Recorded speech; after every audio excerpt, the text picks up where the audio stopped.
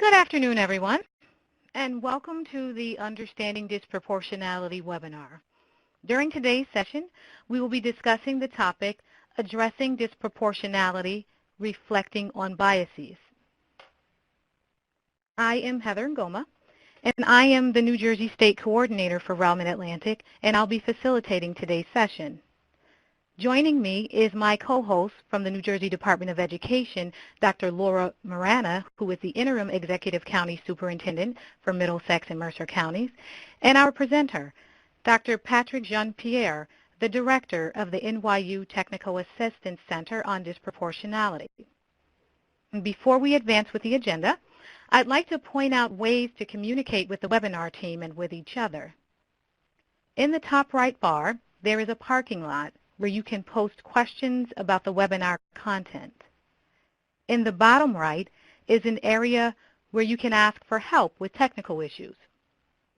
I would also like to point out the resources that are available for you to download.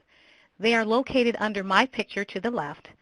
They include the PowerPoint and a host of other useful documents that our presenter has chosen to share with you. I would also like to request that you download the White Privilege in Schools document in preparation for discussion on slide 29. Now on to the session agenda. Today's session will start with an overview of RAL Mid-Atlantic, followed by a brief discussion of the collaboration between RAL Mid-Atlantic, the New Jersey Department of Education, and the NYU Technical Assistance Center on Disproportionality. We will then hear from Patrick Jean-Pierre during the presentation segment, take questions during the Q&A period, and then finally wrap up.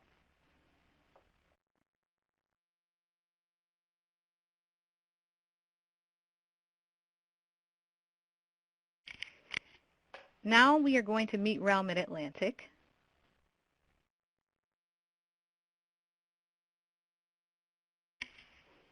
So for those of you who did not attend our last webinar, RAL Mid-Atlantic is one of 10 regional educational laboratories throughout the nation. We're funded by the Institute of Education Sciences, which is the research arm of the U.S. Department of Education. Our particular service region includes New Jersey, Pennsylvania, Delaware, Maryland, and the District of Columbia.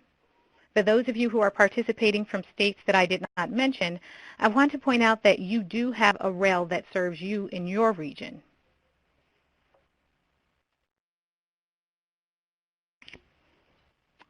Oh, thank you for changing the slide. RAL Mid-Atlantic provides no-cost direct research services and technical assistance support to education stakeholders throughout our service region. All of our services emphasize research and data use. Direct research services include descriptive studies, policy scans, literature reviews, research syntheses, and rigorous studies. Our data-focused technical assistance products and services range from trainings, workshops, and webinars to white papers and how-to guides.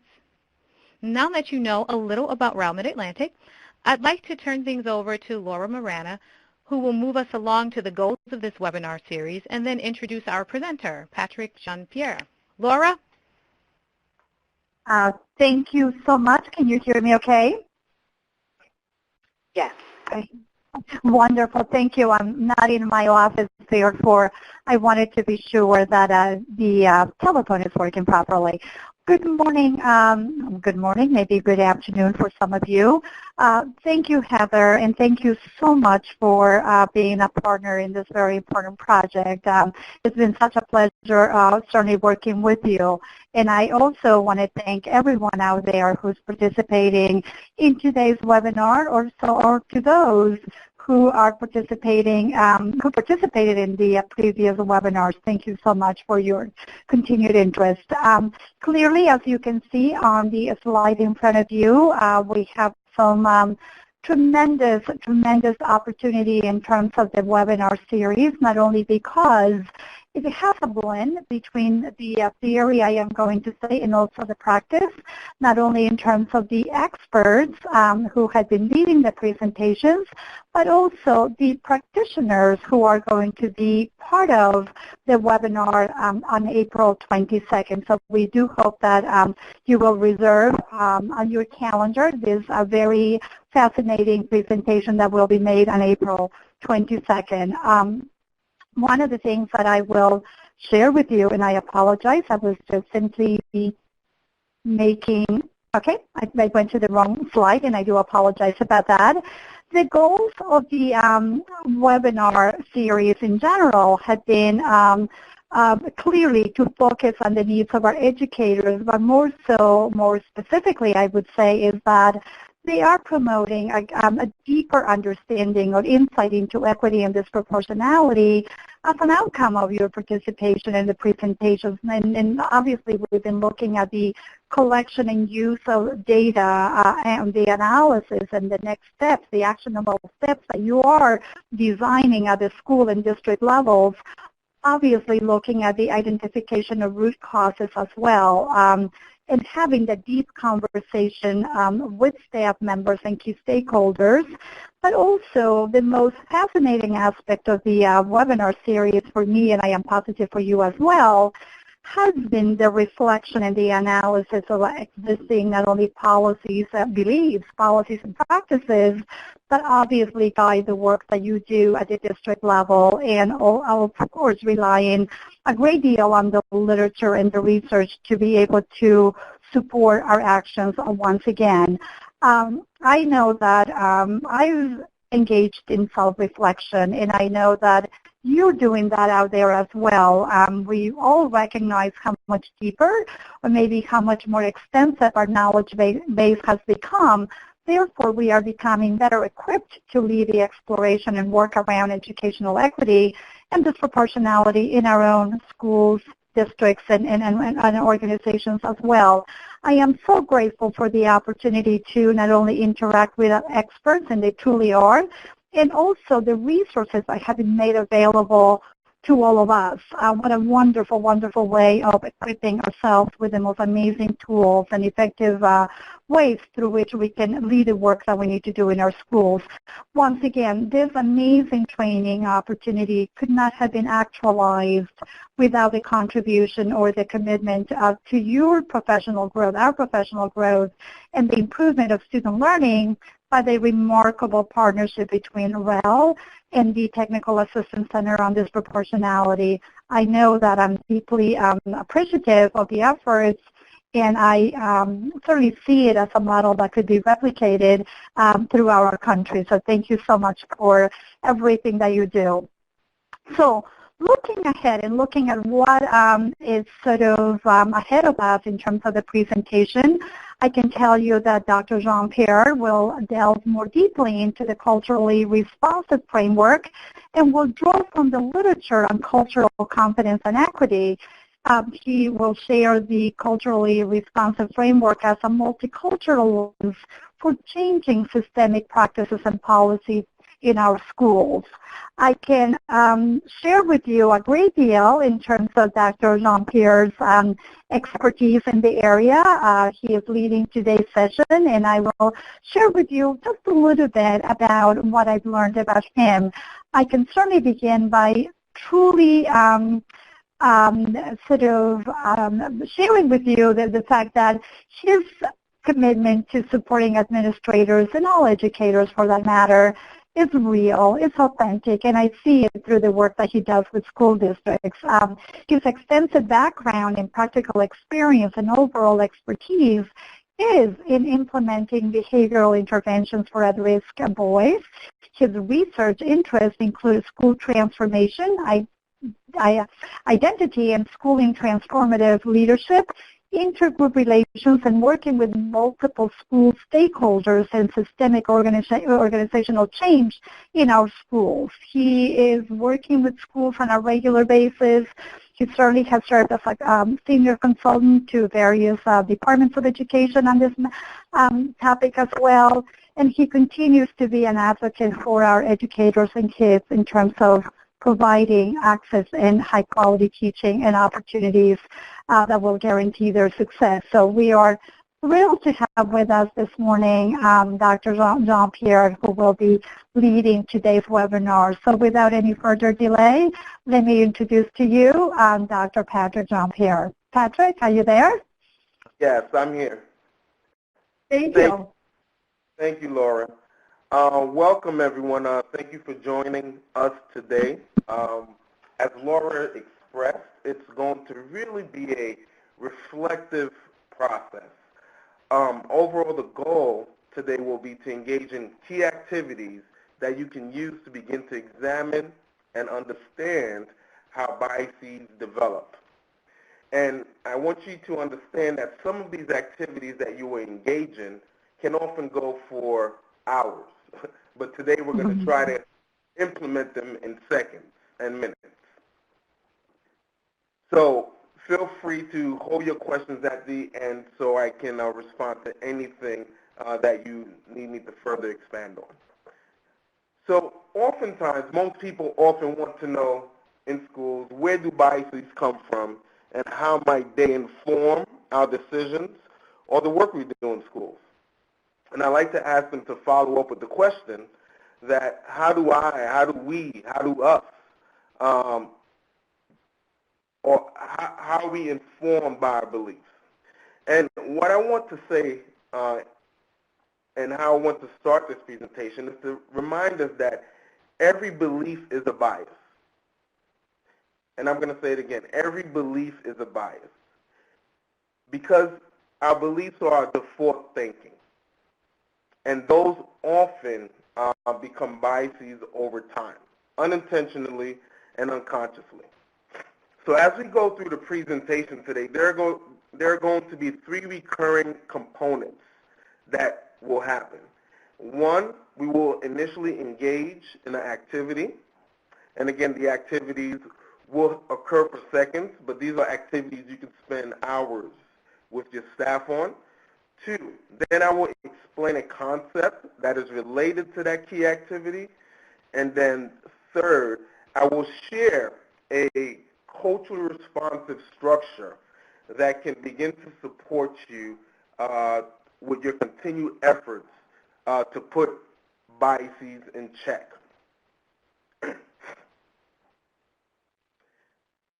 So one of the things to remember as we move forward is that biases can never really be eliminated, right? They exist, and we must be aware of them so they don't cause harm to others.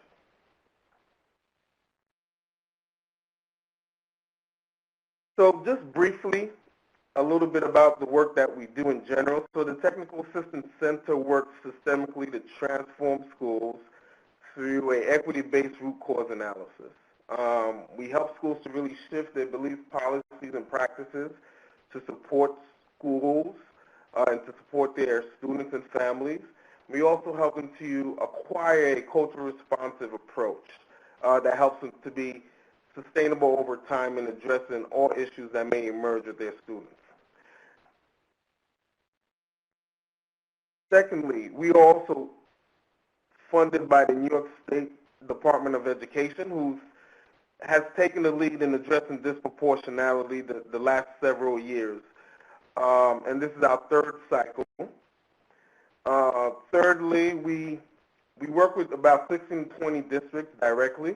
We provide them embedded support, particularly those high-need districts who have been identified as priorities by the New York State Department of Education.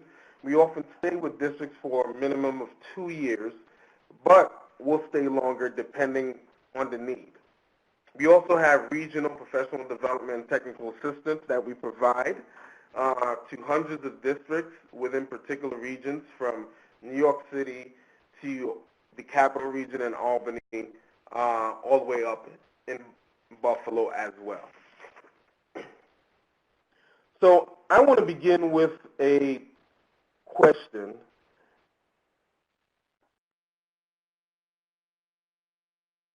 And that question, can we bring in the question, please? The two questions for 10A and 10B.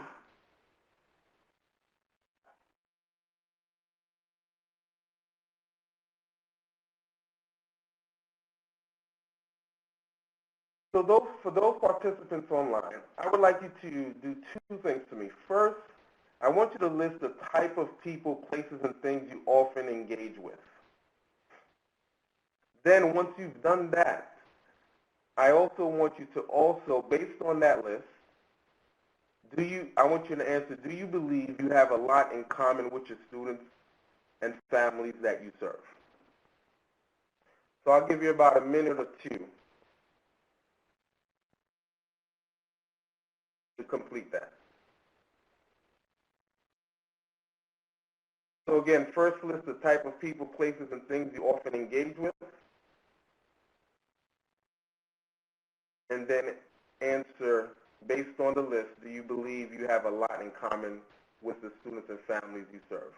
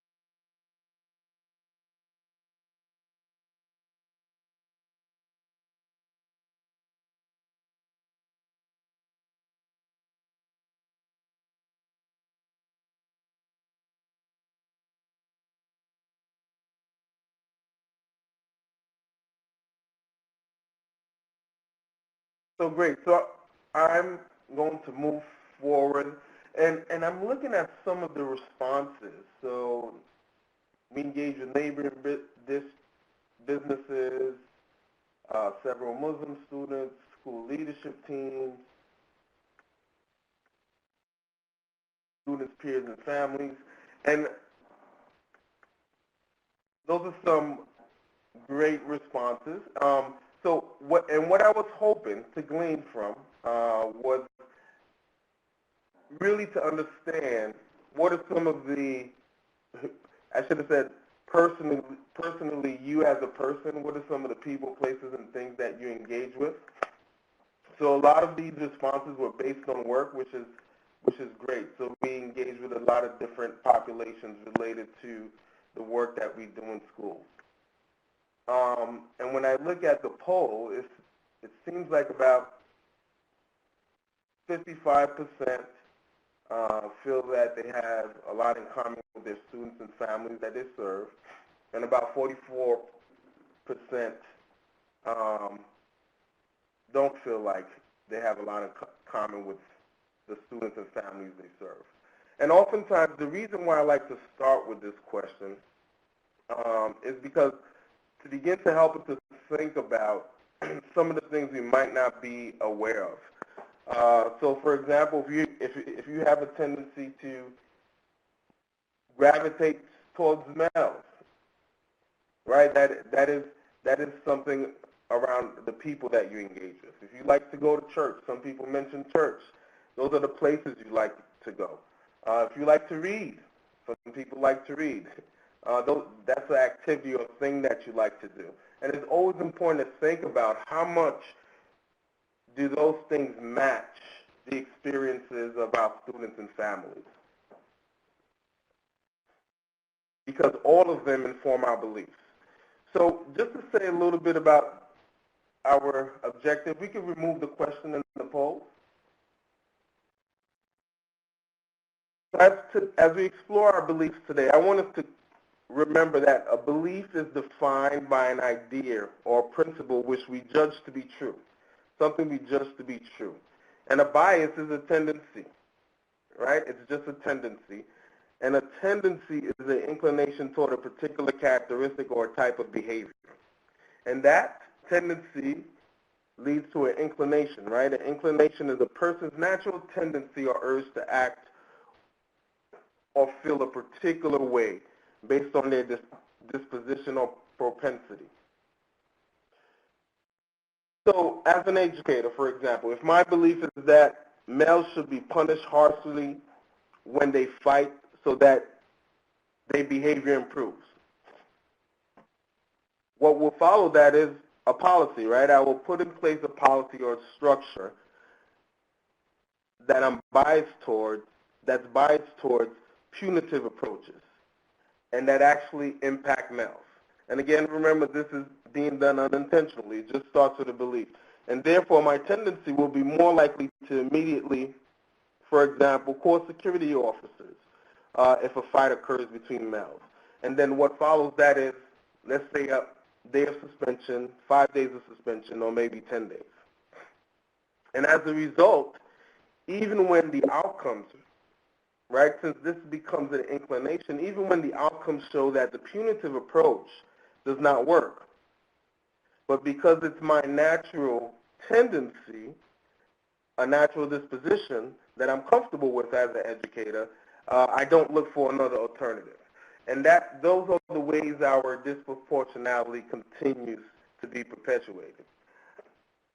So I want us to keep those ideas in mind about how does a belief translate into a bias. So very quickly, I just want to share in some ways that we all should begin to think about how we can get our fellow colleagues, educators, to engage in the work around managing biases.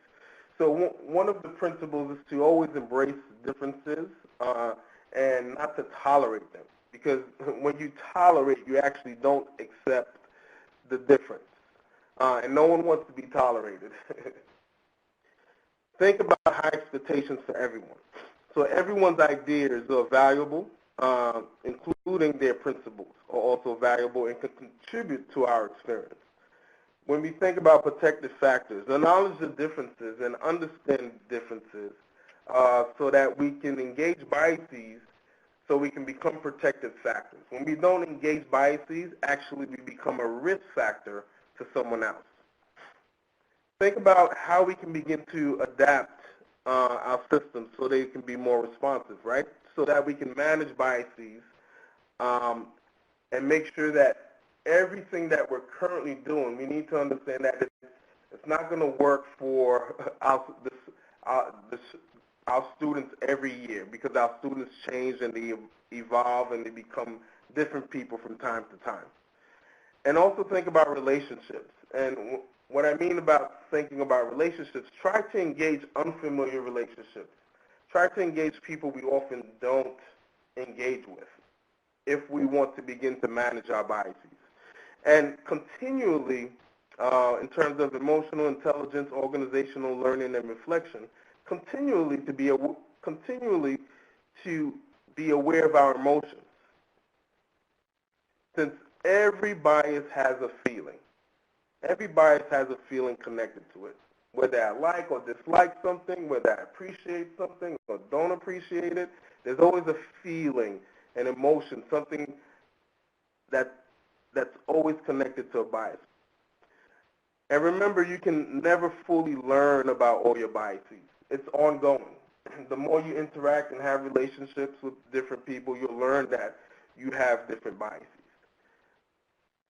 So the whole idea is to always continuously make reflection a part of our lifestyle and how we engage our students and families in schooling. So the next activity is a brief icebreaker. I want everyone to think about 3 qualities of your favorite educator. 3 qualities of your favorite educator.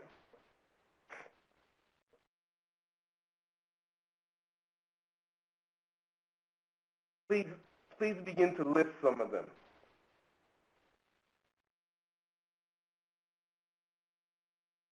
If you have 1 or 2, that's okay.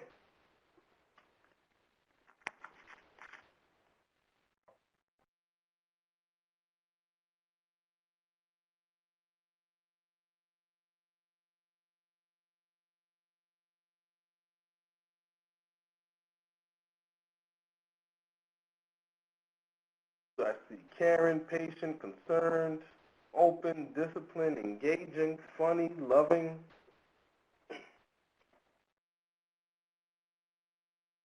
intentional, friendly, approachable, like the word intentional, true mentor, yes, relentless, optimism, expectations, good sense of humor, high expectations with the belief you can achieve.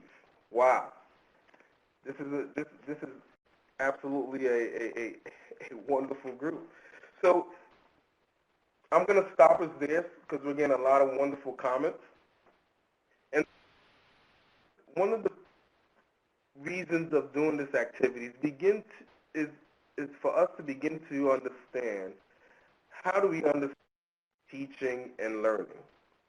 And oftentimes, the way we understand teaching and learning is based on those wonderful experiences we had with wonderful educators.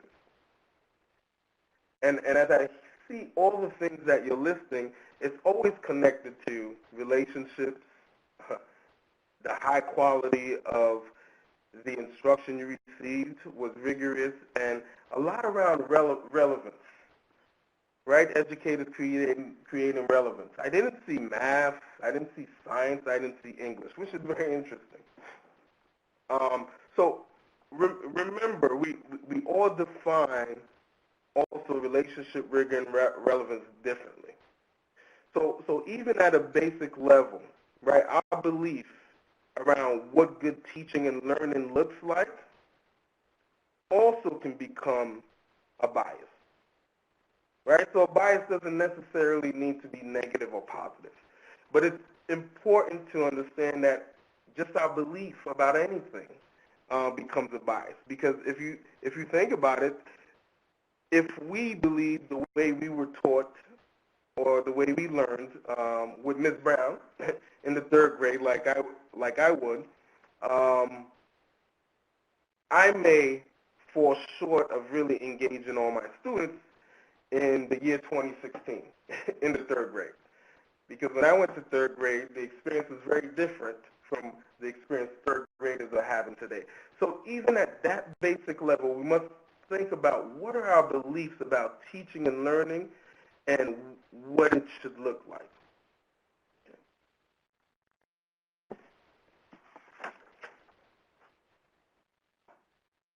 So moving right along, folks. So one of the 3 things to continue to think about, some tensions around beliefs and biases, or at 3 core levels. We're always going to think about some of the personal biases, right? And these are all related to how we see ourselves in school on a personal level. For one example, you'll hear sometimes, it is not my responsibility to discipline, right? Disciplining students is not my responsibility. My role is to teach students. So think about it. That is a personal belief that impacts how we respond to students and how we deliver teaching and learning at a personal level. And then at a structural level, how we manage our structures. So let's say we have a discipline system that we only use to document behavior that leads to a removal, right? So we're actually using that system just to document behavior that leads to actually an outcome that doesn't re-engage the student back to the educational process. Okay? And we also believe, well, why have a structure to support student discipline in a positive way when it's their families or parents' jobs to discipline them? Okay? So at a structural level, how we use our structures, those are also informed by our beliefs. And then last, right, the actions that we take or the strategies we choose to implement also are informed by our beliefs. So we often have choices to either have a discussion with a student or mediate a problem. Those are some choices. Or the other choices are, let's call the security officer. Let's refer the student to an outside agency, or let's get the parent to the building immediately. Okay? So those are different, that's how our personal level belief informs our structural level, and then ultimately informs the actions we take. And on a general level, we can see how our cultural view, combined with our structures, informs our agency as educators, right? The actions we take, which is also related to sometimes you hear, well, I'm colorblind, right? So on a personal level, if you're colorblind, then you will never disaggregate your structures in a way, or look at your structures in a way so you can identify what are disparities. And if we're unable to do that, then it's more difficult to really address disproportionality. And then oftentimes, all our actions, unfortunately, when we let's say if we have a colorblind approach, all our actions work against equity and actually increase your disproportionality. And these are some of the things we've learned over our experiences doing this work. And so lastly, remember, our personal level, if we're not aware of it all the time, informs how we operate on a structural level and shapes how we respond to students in school.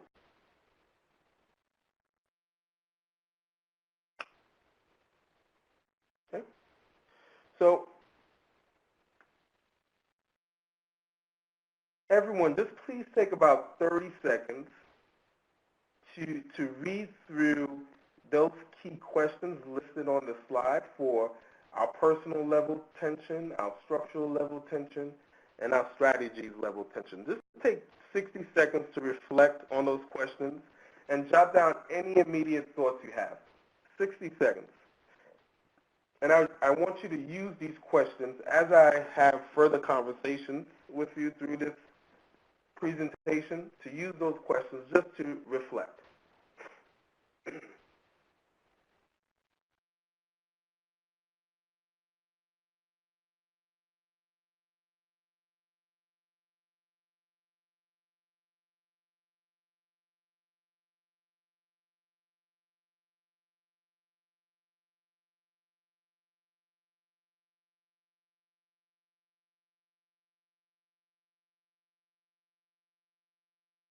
So great, folks. Thank you for doing that. Hold on to those thoughts. So one of the other things we have to really pay attention to is the interaction effects between capacity and social capital. So the capacity of our districts and schools and educators versus the social and cultural capital of our students. So in order for us to manage our biases, it's important to pay attention to how these two pieces interact. So for example, if schools don't understand their capacity in relationship to students and families, then they are at risk for being informed by their biases. And why I say this is, for example, students and families, for example, who lack health and economic stability. If the school doesn't notice that it needs to build its school infrastructure in order to better respond to that gap, then what happens, we say, well, these families are just not doing what they need to do for themselves to be healthy or find jobs that may better support their experiences. So again, it's instead of putting the blame on families and students, or even putting the blame on educators, is more understanding what are the families and students bringing to the table, and what are the schools bringing to the table, and whether they're aligned. So even, for example, if students lack exposure to certain experiences, teachers must be developed, right, and supported in ways so they can provide those exposure moments, whether it's going to the museum or going to a play, whatever that may be. Thirdly, if families and students lack, let's say, social and cultural capital, then in some ways, how can leaders, school leaders in schools, work towards developing networks among students and families within their communities through events and through programs. So then that way, our school and district capacity can be very much aligned with the social and cultural capital that our families and students bring to the table. So we want to create that alignment when there is disalignment. Because what often happens, what we see is that if we don't work from that lens where we try to align those two areas and address the gaps, what happens is we engage in blaming either the educators, the students, or the families when there is no one should be blamed. But we really should see how there is misalignment between the needs and the capacity.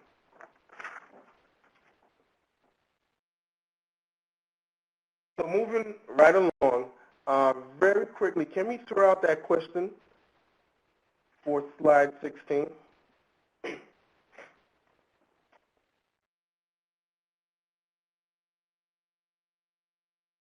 That's slide 17. Need the question for slide 16. Don't worry about it. Don't worry about it. So in terms of beliefs, policies, and practices, as you can see, the logic gear there is beliefs.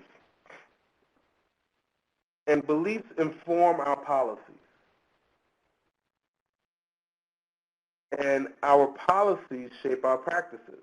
And our practices often reflect our cultural beliefs. So, for example, if our belief is that punishment is a good thing, then we create zero-tolerance policies, which often lead to a practice of immediate classroom removals when interactions between adults and students don't go well.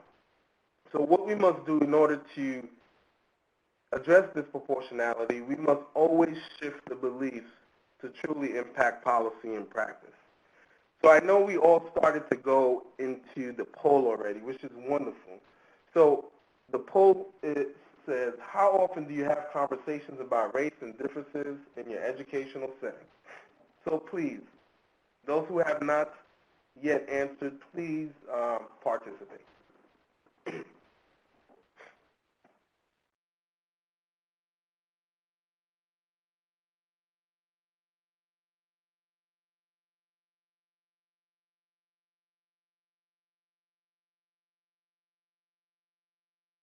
Okay, so I've got a couple of folks so far, so it seems like about 15% do it 100% of the time, about 29%, 75% of the time, 50%, about 29% of the time, and about 28%, about 10% of the time.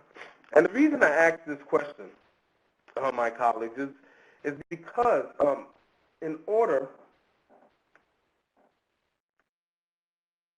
for us to even begin to chip away at disproportionality, we must engage conversations about race and differences.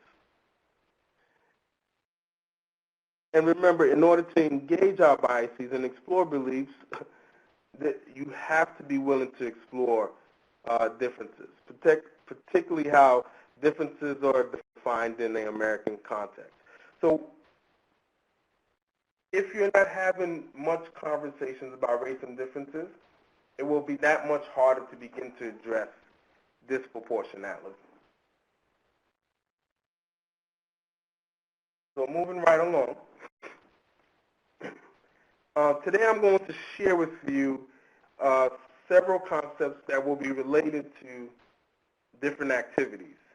And remember, the framework I'm going to provide around culture responsive education, it's not necessarily a strategy, but it is a vision that informs the way you engage in teaching and learning.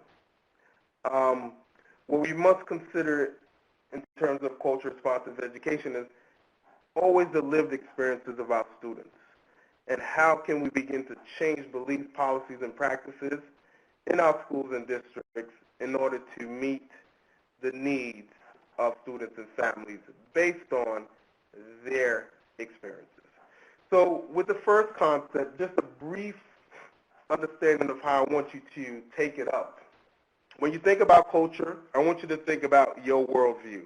What informs your beliefs or school culture? Okay, culture is your worldview. Then I want you to think about race and identity. What is your perceptions of yourself and others? Okay. Then I want you to think about power and privilege. So what are some of the advantages as an individual based on the identity you may have or special rights? What is your status? Where do you stand? What expectations do people have of you? And then I want you to think about vulnerability and what are the risk factors and protective factors that you experience based on your identity and your experiences. Then I want you to think about stereotype threats, which are often distortions we make of other individuals, but distortions that are made of us based on our identity.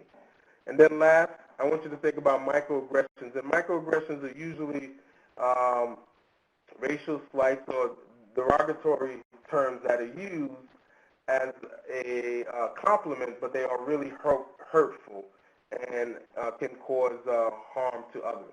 And microaggressions are really the stories we create about people based on certain assumptions. So very quickly, folks, I want you to take 30 seconds to write as many descriptors about yourself. So this is an activity you would use to begin to explore culture.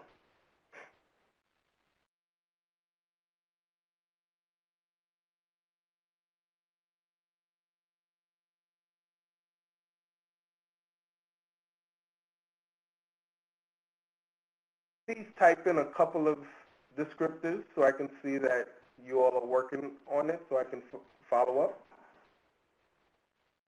Open-minded, diverse, sensitive, patient.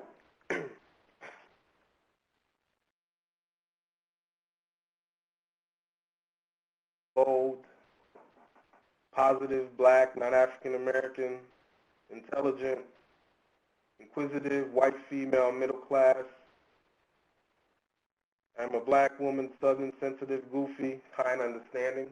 Okay, great, wonderful, folks. So as you can see, these activities can take a long time. So I'm going to move on just to really, and I'll share mine with you. And why is it important to engage in this particular activity? Because it helps us to begin to understand our multiple identities and all the things that inform our cultural views. And if we're not aware of them, we often are unable to manage them. So as a Christian man, what does that mean? How may I treat others based on my beliefs around being Christian? So it's important for us to be aware of them. And one of the things to also explore is not only how you see yourself along these descriptors, but ask your colleagues, ask your students whether they see you the same way, because they may see you differently, and also how they see you and how you see yourself is both a part of your identity. So part of this is to help people to begin to explore when do these identities become most salient. And what we must remember is that these complex identities are always interacting with each other. So we must begin to acknowledge them to really understand me. Okay? You must understand all your multiple identities, those you select for yourself and those others select for you, to begin to understand them.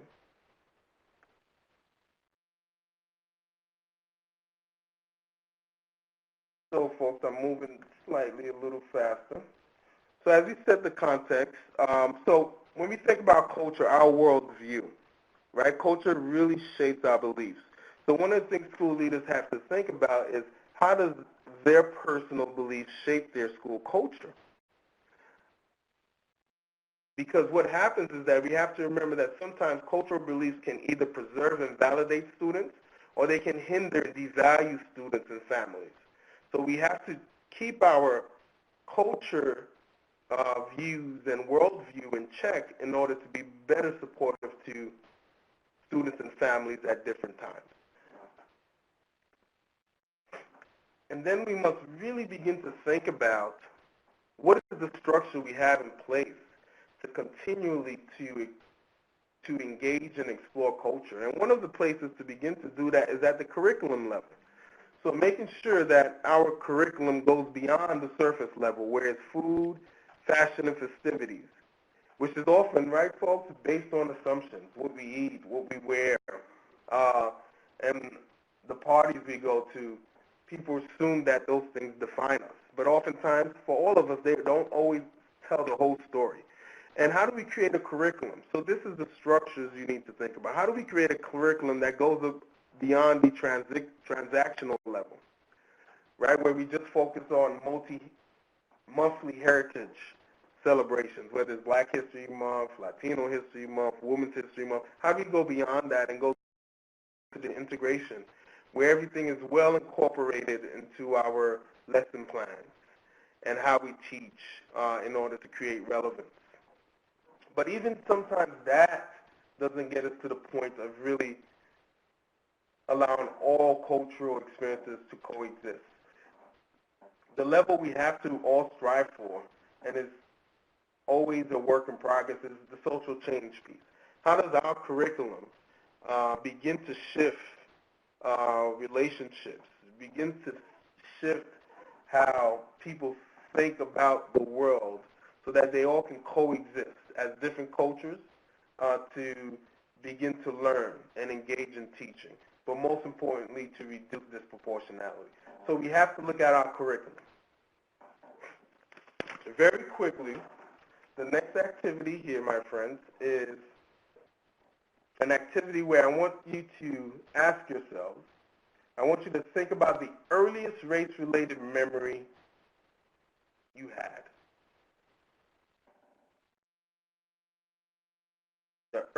Think about the earliest race-related memory you had. And I want you to begin to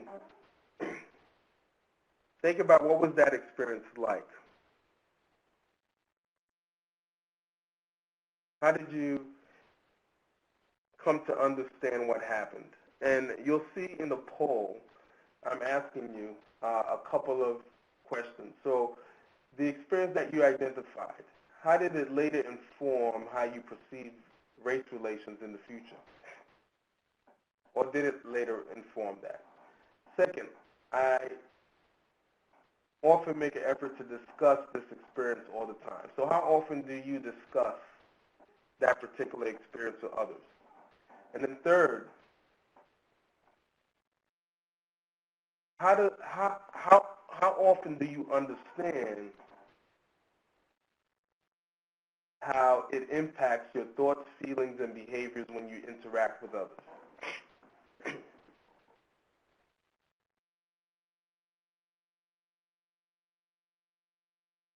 Okay, great. Wonderful. So we're getting a lot of folks who say they do understand how it impacts their thoughts, feelings, and behaviors when they interact with others. Not many people seem to be discussing it all of the time, which makes sense. And maybe 16% are saying it later informed how I perceive race relations in the future. And the reason we do this particular activity, we can remove the poll now. The reason we do this particular activity is to begin to help us to reflect on how our early experiences around our identity, particularly often race when it comes to disproportionality, how these accumulated experiences inform how we work in schools. So as a result, in order to engage in these processes, it's important to engage in those type of activities, but you need to create trainings where staff can have these discussions all the time. You also need to create mechanisms where staff can begin to think about how teaching and learning is related to who they are, how they teach others could be related to their gender, could be related to their race, could be related to their class, could be related to their generation. And one mechanism that we use to ensure that these conversations around race and identity and differences stay on the table is that we ask districts to disaggregate their data along subgroups, whether it's race, special education, gender.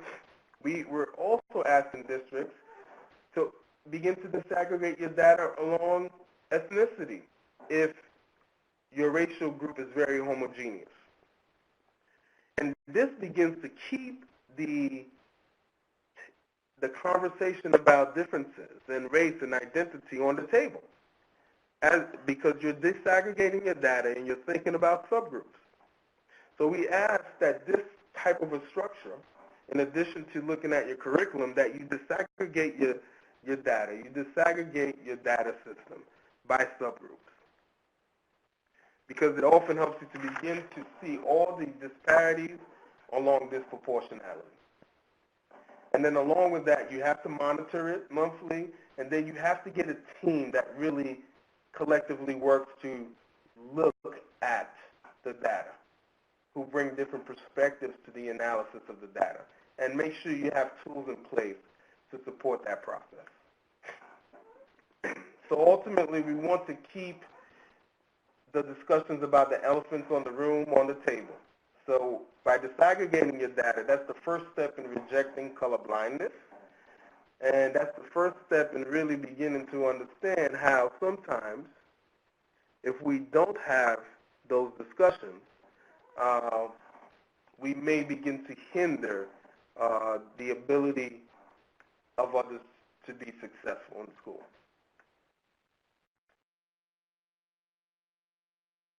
So my friends, the next activity, colleagues, is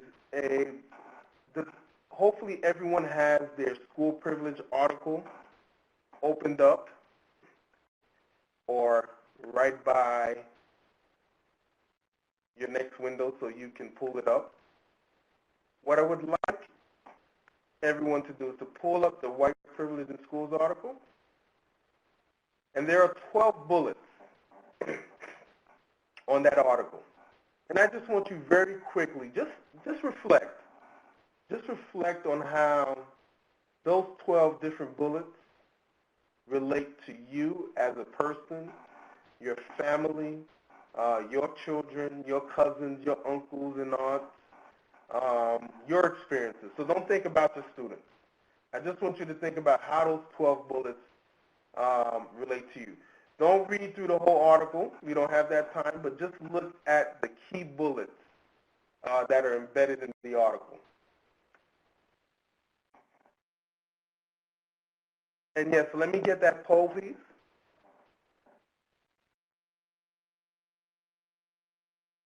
So as you do that, folks, if you circled about one or two bullets, or there's one or two bullets you can relate to, please show that on the poll. If there are 3 to 5 bullets you relate to, please show that on the poll. If there are 6 or 9 bullets you relate to, please show that on the poll. If there are 9 or 12 bullets you relate to, please show that on the poll. Okay. We got a couple of folks. Okay. So far, people, I only see 1 to 2 bullets people can relate to. And don't worry about reading through all of it at this point, my colleagues.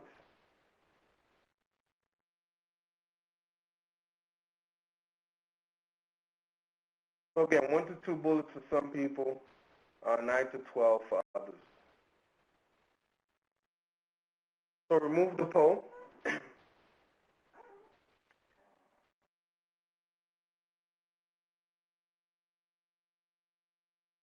And the reason I engage you in that particular activity is begin to help you to begin to think about power and privilege. Sometimes what happens with power and privilege is that it keeps us from seeing the needs of others. If we always eat breakfast or we have 5 meals a day, because of our power and privilege, we assume everyone else does the same. We assume all our students eat breakfast and have 5 meals a day. So it's always important for us to become aware of the advantages, right, that we have over others. So in order to make sure you keep that on the table as well, you have to create structures that specifically work towards understanding the circumstances of all students. So your instructional guidance systems have to always factor in what are the circumstances that our students and families are experiencing on a daily basis. Do they have a car at home that is used to drop them off at school? Or do they have to take public transportation where it takes them about 2 hours to get to school, for example? You need a problem-solving process that is strength-based.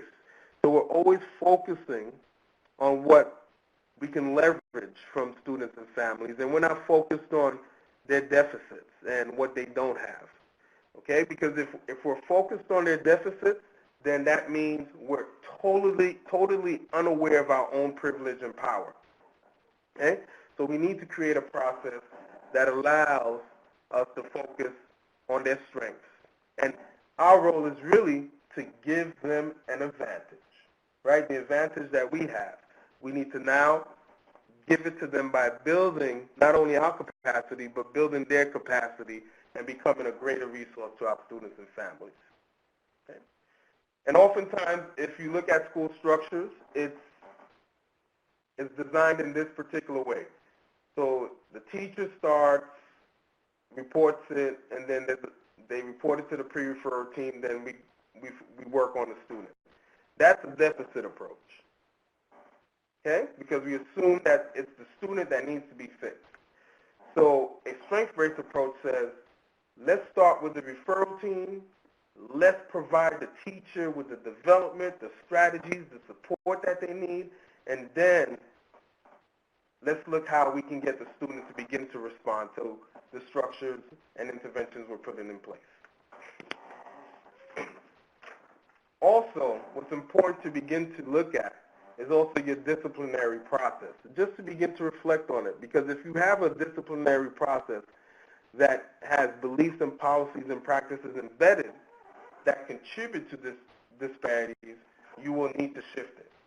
So you will need to use that professional learning community that I shared that focuses on strengths and not deficits to begin to shift your disciplinary process. And along with that, that particular group, that professional learning community, has to also analyze all outcomes based on these categories, right? We have to consider these categories as we're thinking about how we implement our discipline system, because if we don't think about these categories, then we perpetuate disproportionality because of our colorblindness. So very quickly, folks, I just want you to think about a time in your life where you felt most vulnerable. How did you feel, and who supported you? Just take a minute to think about that.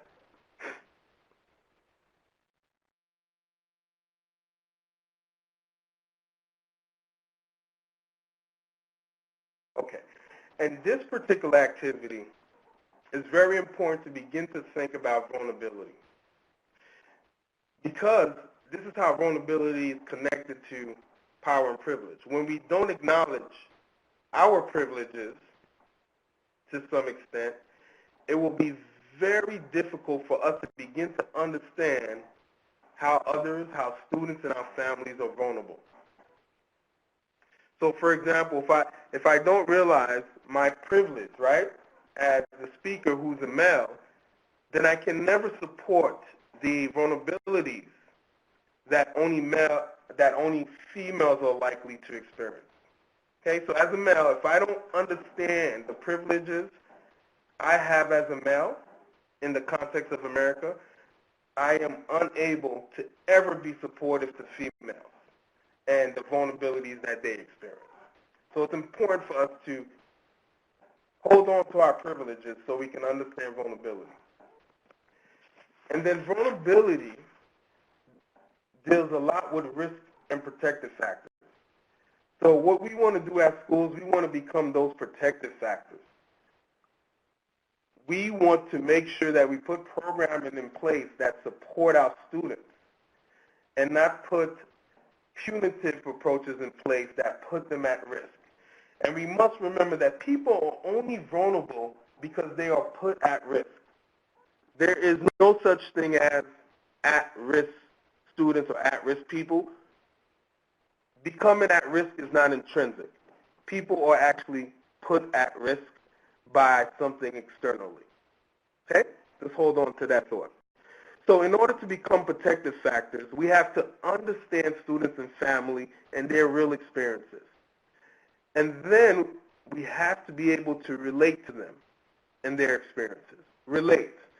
You don't have to be able to live it, but you must be able to relate and empathize with it. Okay?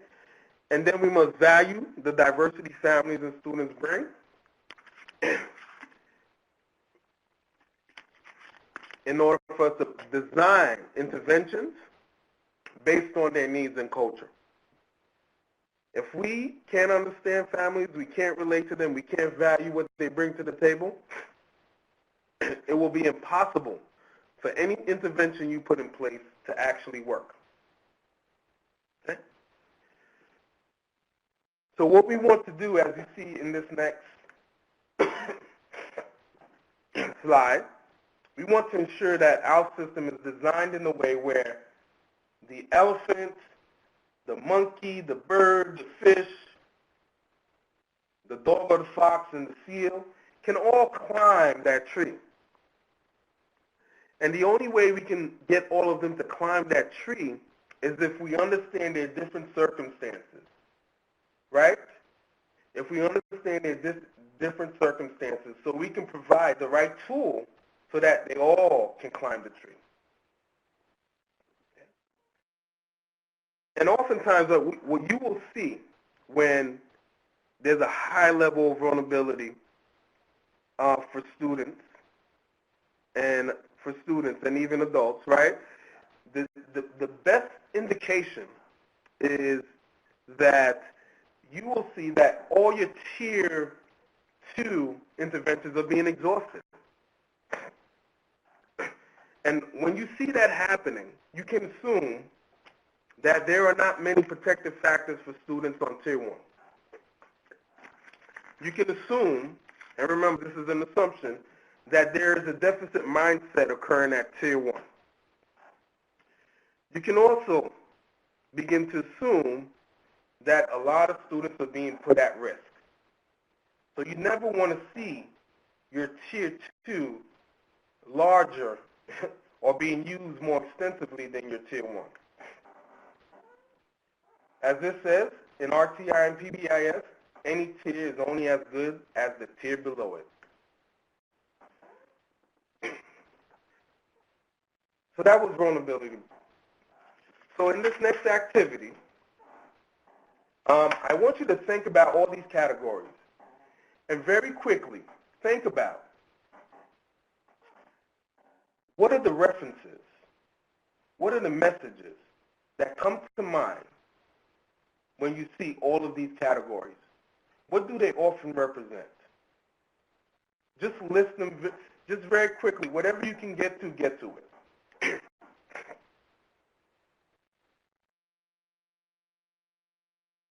So this is another activity that works really well in helping staff to do further reflection. Okay. Can we get those polls, please? So what I want you to do, when you look at the polls, I want you to share with me, click on the categories that were mostly positive, that had mostly positive references, and click on the categories that had mostly negative references.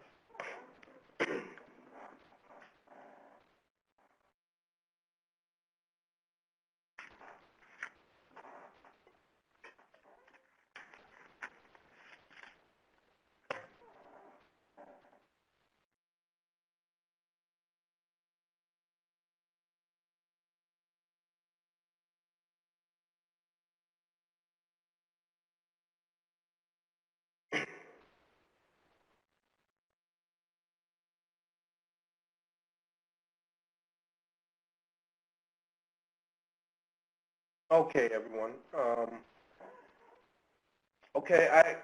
So what I want you to think about is so far it seems I'm not getting a lot of numbers, but the whole idea here is to begin to get your staff to reflect what are the categories that have mostly positive references and what are the categories that often have mostly negative references. And in our work in districts, what we often find is that people will say, based on society, one of the categories that often have negative experiences is poor people. And then one of the categories that often have very positive references is Asian people. And I often say to that is that this is why it's very difficult to meet the needs of poor people, right? We're always scrambling to figure out how do we meet the needs of high-need schools or the needs of students who don't have much, right? Because our references of them are often, or what we hear about them is often negative. And then positive, I often find that Asian students, it's always positive. It's smart, they're intelligent, they're articulate. And if we look at the test scores, they're always in the lead in terms of they're ahead of all other groups when it comes to test scores. And you will find that they get suspended less than any other group. So this activity is often very helpful in helping staff to begin to reflect on all the circumstances that the different groups of students in their buildings have to deal with, whether they're males, females, young people, black students, Latino students, white, Asian students, lesbian students. They all have to deal with particular experiences. And as educators, how do we begin to support them, particularly if their experiences are often negative? Okay. So thank you. Remove the polls, please. So folks, I'm going to speed up just a little bit because I know we're running out of time. So that's an activity to begin to help staff explore stereotypes. And as you can see here, the stereotype threat, right? These are really distortions that we create about people create about us that we associate to a particular person based on their group. And this often impacts how we treat them and often how they perform. So you must ask our educators to consider the distortions they have of families and students. So for example, very quickly, as me, who is a black man, often when I go on the basketball court, everyone assumes that I could play basketball. So I'm the first one picked, and then that may give me confidence to take more shots, right? So that informs my performance, even though I may not be able to play basketball that well. So moving right along, if you see on the next chart, when we don't look at disproportionality in all these different areas, we often perpetuate stereotypes. As you can see, it often begins with a demographic shift, and that demographic shift often leads to a cultural dissonance. And that cultural dissonance, based on whether it's positive or negative, will shape teacher expectations, will shape adult expectations, and lead them to make choices as to whether a particular student who's misbehaving, whether they get disciplined or get an intervention. And often what we find during all that time, educational opportunity is lost. It gets lost, and then we never look at instruction and assessment, which relates to our relationships with students and whether the work is relevant in the classroom. Moving right along. So now just read through these statements. Actually, I'll read them for you. It is a poverty issue. Stop playing the race card. You are articulate. Everyone can succeed in this society. Racism is over now that we have a black president. Yes, slavery was bad, but you have to understand slaves were seen as part of the family. Speak proper English. You are articulate. Everyone can succeed in society if they work hard enough. Yes, slavery was bad, but you have to understand slaves were seen as part of the family. Racism is over now that we have a black president. And folks, yes, although these comments, many of them were statements that were made oftentimes as a compliment, they are very hurtful, and they actually impact people in ways that impact their lives forever. And I wanted to use these microaggressions because these are stories that we create, right? In every one of these statements, there's a particular group that is aligned with them. So we've created these stories that impact people and impact how they actually engage in the world. So we have to be careful about the stories we create. And there's a wonderful YouTube, not YouTube, TED Talk on the danger of a single story.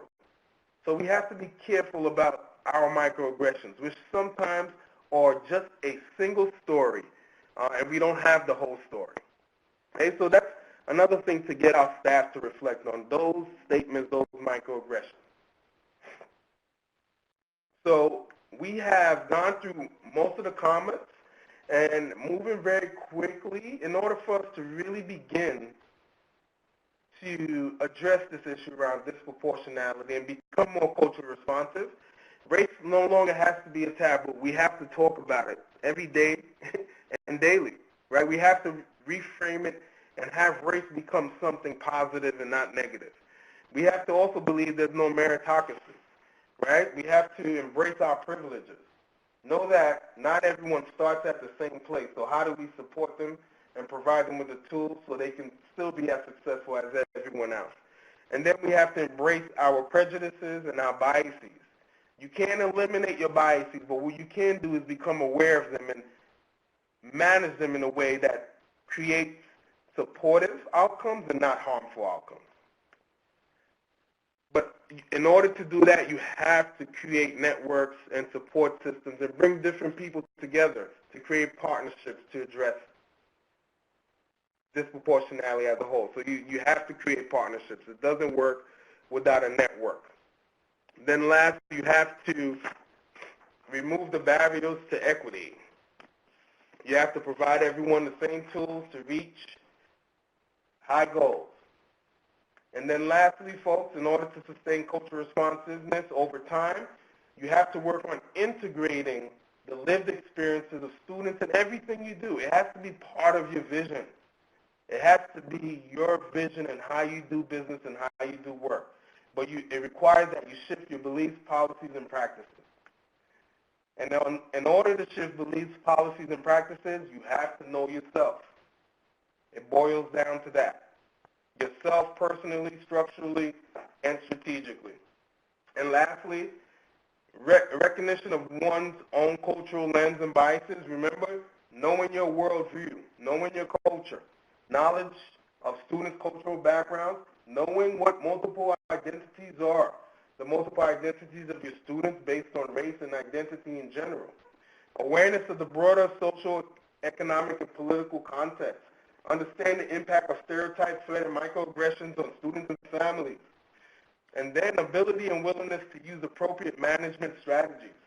Begin to understand how do we become a protective factor for students and families based on the cultural implications in our schools and our society, and also in our society. And then lastly, we must be responsive to students and families by taking into account our privilege and understanding that meritocracy is a myth. And lastly, folks, here are a set of questions I want you to continue to reflect on. Go back and ask your fellow colleagues these questions so you can begin to facilitate the dialogue around culture, identities, interactions, and who are we actually responsive to. And then these are the elements of cultural competence: valuing diversity. Remember, embrace, don't just tolerate. Build a capacity for cultural assessment. So making sure that we understand staff, students, and families and how they interact. Understand when there are dynamics and differences that are not working. Understand how we're going to begin to institutionalize institutionalize cultural knowledge, how we're going to continue to train people and get them to have these conversations, and how we're going to adapt all the services, RTI, PBIS, restorative circles, whatever it is we do to ensure that it's culturally responsive. And moving right along, a lot of ways to do that is to engage in the activities that I've shared with you today, as well as begin to integrate videos. Also on the PowerPoint, you'll see a video that you can use. It's initially on that hope and fears slide. And then lastly, you have to teach the concepts I just shared with you. And ultimately, remember, CRE is the plate, culture responsive education is the plate, equity is the plate. In order to be culture responsive, you have to have an equity mindset. You have to think about access for all. And in order to apply equity, you have to be culturally responsive, right? You have to understand that difference matters and we need to integrate it into everything we do. So culture responsive education is not what you do as much as how you do it and why you do it. And why we do it is to make sure equity is for everyone, and how we do it is through a culture responsive lens. So what will you do? I just want to say, I'm skipping that question, but that's a question to think about. Thank you, and I appreciated you. We may not get a chance to talk about what you appreciated about the presentation today, but we can also do that collectively with getting some questions about what you have, what you would like me to expand on. So you can share what do you appreciate about some of the things that were shared today, and also speak to any questions you may have.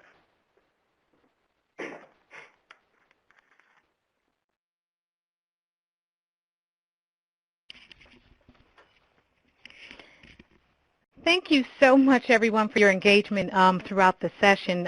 We noticed a lot of comments in the conversation going on in the parking lot. We definitely want to take time to give Patrick time to respond to any of those questions that you might have. We do want to know if you would like to do the poll, because we can certainly make that happen for you. But if you want to just move right along into the question and answers, we can do that.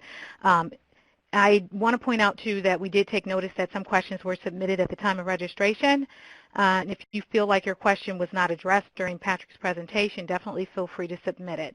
It looks like the poll is going up, so we'll start with that, and then we'll take questions right after that. Thank you.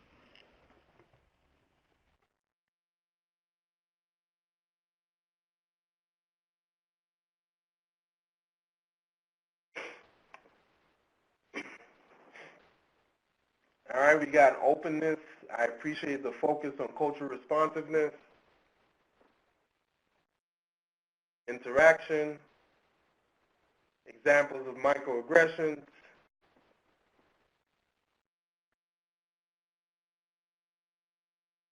focus on mindset and equity being the plate, discussion of the topic with ways to address it with ourselves and staff, inclusive,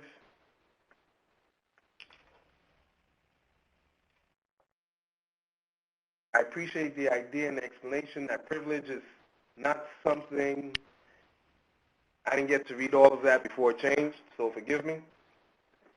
But wonderful comments. As we all can view and see what people appreciated, and I thank you all for engaging in such a sometimes difficult conversation, but we managed to do it through a well-established and effective webinar. So we can take questions.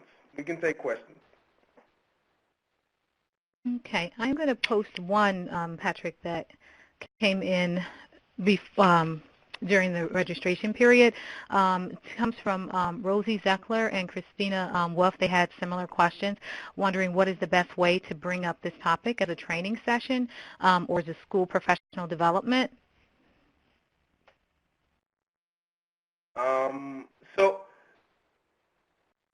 the best way to bring up the topic, one of the things we want to remember is how we scaffold it.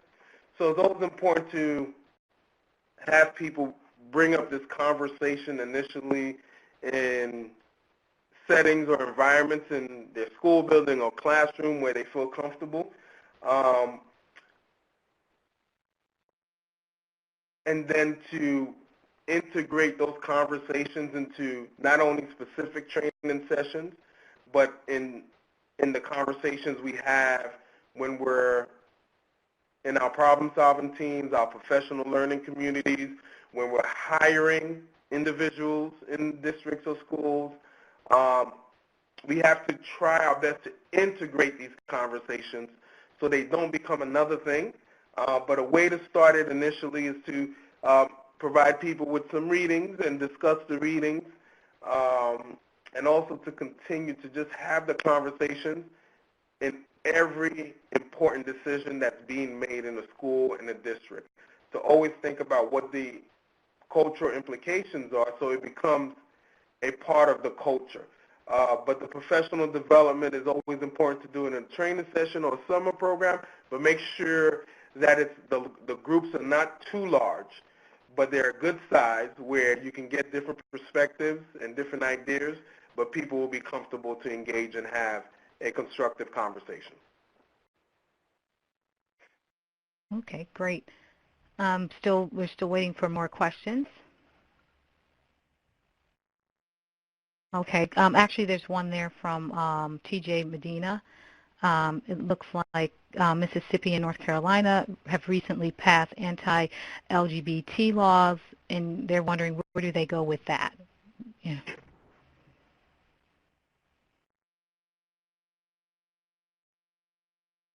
One of the first steps is to begin to have the conversation, to raise awareness, and to facilitate a dialogue around how these laws are actually putting these students, right, these students that we serve at risk for a variety of different things.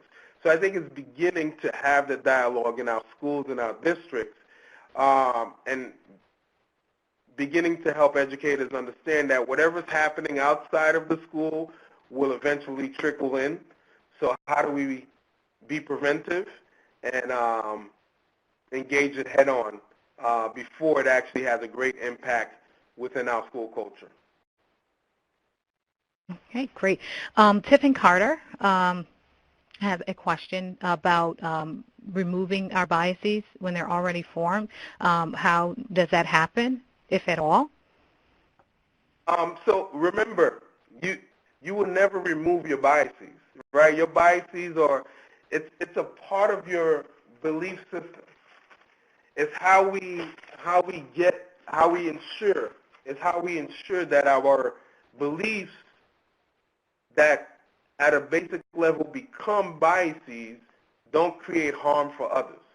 So we have to continually be aware of our biases, right? Because a belief is a bias. So if I don't like chocolate ice cream, that's a bias, right? And if I create a program or a system where people can only eat chocolate ice cream, then that eventually becomes a bias that harms others. So how do we become aware of our biases so they don't create harmful experiences for others? Okay, and I think the last one, probably before we move on, it comes from Ladine King, and she says, if I work with mostly white people, how do we engage successfully in race-based conversations when it's hard to see my privilege and how that impacts my mindset? So Yeah. successful engagement with race-based conversations when one is privileged. Yes, one of the ways to begin to have those conversations, and yes, it is one that, given the race relations experiences in America, that when you have the conversation with either white or black people, it becomes very complicated and sometimes not always constructive. But I think everyone has to agree how you have to set some principles and a set of rules of engagement in order to begin to have the conversation, but also to show that if we don't begin to have the conversations about race and privilege, it will not only impact certain groups, it will eventually impact all groups. So this is a conversation about differences. It just happens that sometimes the differences impact one particular group more than any other group. But if we begin to address, right, I think colleagues and staff and educators have to understand, if we begin to address the gaps and disparities for one group, we begin already to set up structures and systems that allow us to not allow gaps and disparities for other groups. So I think we have to understand that when we begin to have these conversations, it helps everyone, and that it's a conversation where you don't master it overnight, and actually you don't ever master it. So people have to understand this has to become a continuous conversation that you engage in everything that you do, even though when it's hard and difficult. And one great thing is also to bring up the current events that are always happening in our society that also impact schools, whether it's Ferguson, the Black Lives Matter movement. So how do we begin to bring those things that eventually will impact our schools into the conversations with our colleagues? Okay, and I think we're going to let Todd Hayden have the last word. He says, he writes, how do teachers that have white privilege learn to care for those who don't have privilege? And what's in it for white teachers?